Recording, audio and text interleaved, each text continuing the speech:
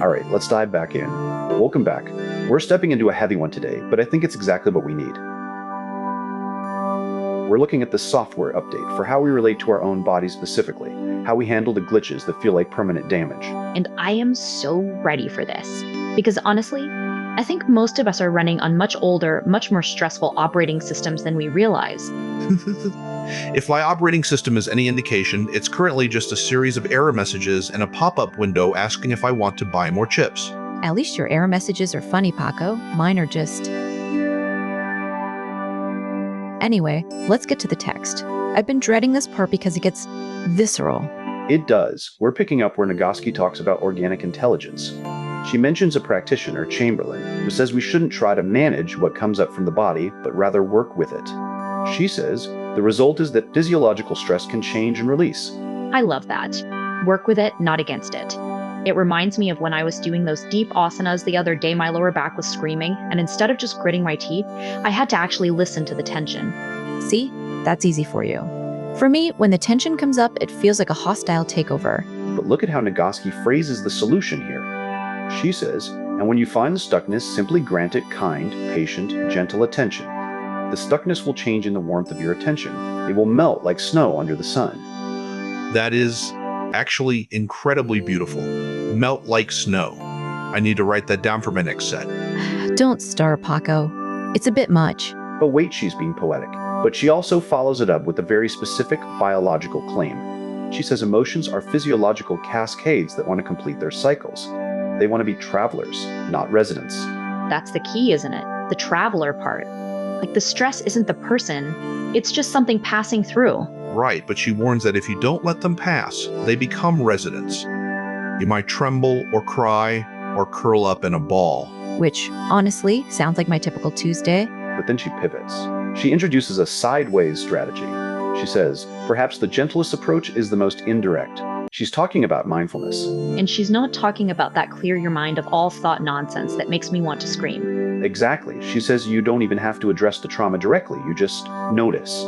She gives this specific, almost algorithmic instruction. Start with 2 minutes. For 2 minutes a day, direct your attention to your breath. 2 minutes? I can do that. I can even do it while I'm waiting for my toast to pop. But look at what she says happens next. She says the first thing that will happen is your mind will wander. And she emphasizes, that's normal. That, healthy, that's actually the point. Because the real work isn't the breathing. It's the noticing that you wandered and then choosing to come back. It's like training the part of your brain that holds the leash. Precisely. She says by practicing the skill of noticing, you are teaching yourself to be in control of your brain so that your brain is not in control of you. Wait, that's a huge reframe. It's not about suppressing the bad thoughts. It's about just deciding whether or not you want to water them. She uses this incredible metaphor. This is a sideways strategy for weeding out trauma from your garden. It's a way of simply noticing a weed and then deciding if you want to water it or not, pull it or not, fertilize it or not, or ignore it or not. That is so much more empowering than the idea that we have to confront our demons with a sword. Sometimes you just don't water the weed. Okay, fine. I'll admit that's a decent metaphor. But then she moves into the origin of love bit, and suddenly we're in ancient Greece. Yeah, she brings in Aristophanes from Plato's Symposium. The whole story of the original humans being doubled, having 4 arms and 4 legs until Zeus cut them in half. Which explains why I feel like I'm missing a limb every time I lose my keys. But the point of the myth is that love is the pursuit of our own wholeness. We're wandering the earth looking for our lost half. And she ties it back to the science. She says, this isn't actually why we fall in love, but it's closer than you might think.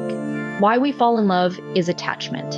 And that's where it gets heavy. She's saying attachment is just a biological mechanism for, well, survival. Right. She connects the pain of childbirth, the feeling of being separated from a part of yourself, to the way we experience love. She even quotes Christopher Hitchens, when you're a parent, your heart is running around inside someone else's body. Oof.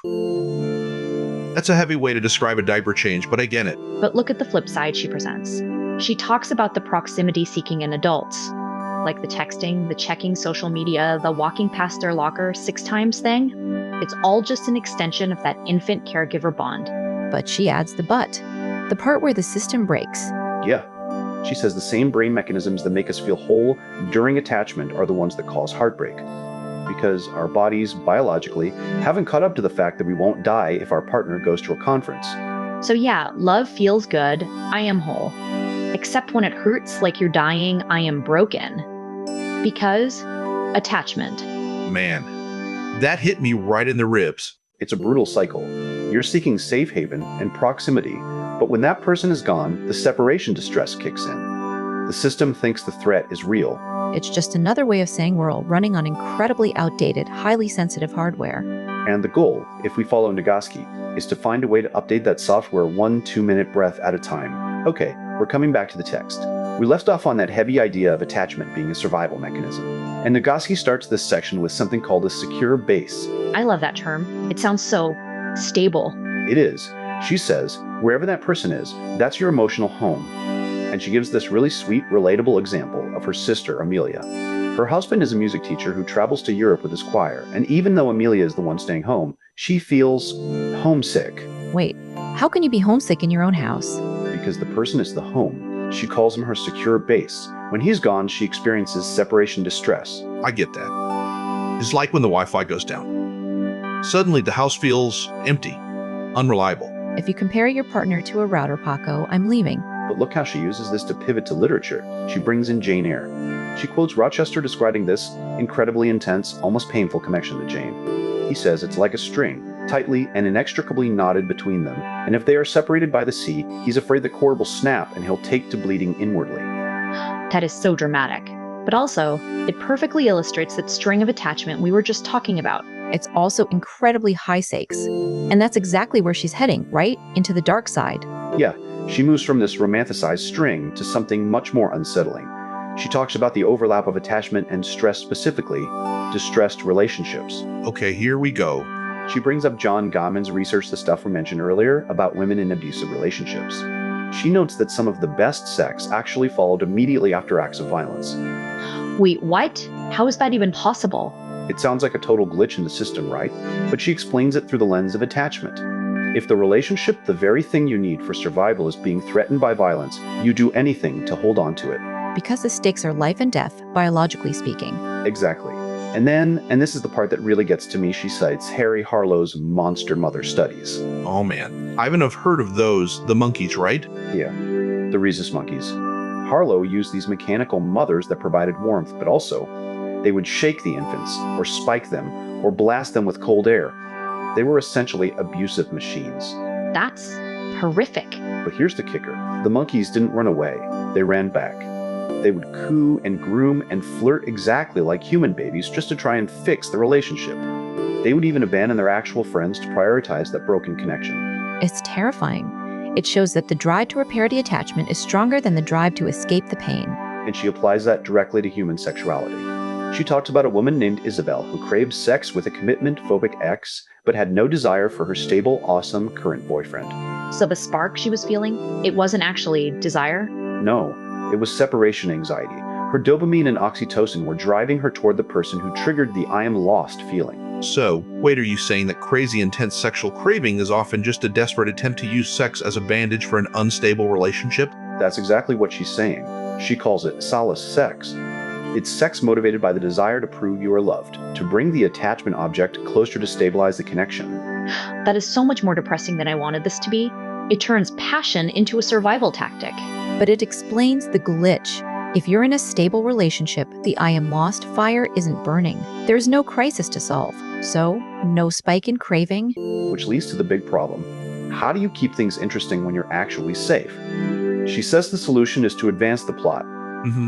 Like a TV show? Next time on Stable Relationship, will they try a new restaurant? Will they discuss the mortgage? Sort of. She uses romance novels as an example. The best ones aren't just porn for ladies. They use sex to move the characters through the markers of attachment. They move from I am lost to I am home. So instead of relying on the stress of the relationship breaking to create excitement, you intentionally introduce newness. You create plot through shared experiences or new stimuli. It's a software update for the board. Instead of waiting for a system crash to trigger a response, you manually trigger a new sequence. She wraps this up with a story about her friend Lori. Lori had a vacation fiasco and an ugly cry moment with her partner. And the sex was hot and dirty? Yeah, but the interesting part isn't the sex itself, it's what happened after. Lori fell asleep for 3 hours. which sounds like luxury. And Nagoski's takeaway was that the crying allowed Lori to discharge the accumulated stress that was hitting her brakes. By letting the stress cycle complete, she finally freed up her accelerator. So the fix isn't more passion, it's more release. Man, I think I need to go cry in a particular corner for a bit, just to, optimize my engine. We'll find you a comfortable corner, Paco. We'll find you a corner. I'm just going to go find my corner and some tissues. Don't forget to bring your logic with you, Seth. I know how much you struggle with the unstructured parts of a breakdown. Oh, here we go. The classic Jane critique of the analytical mind.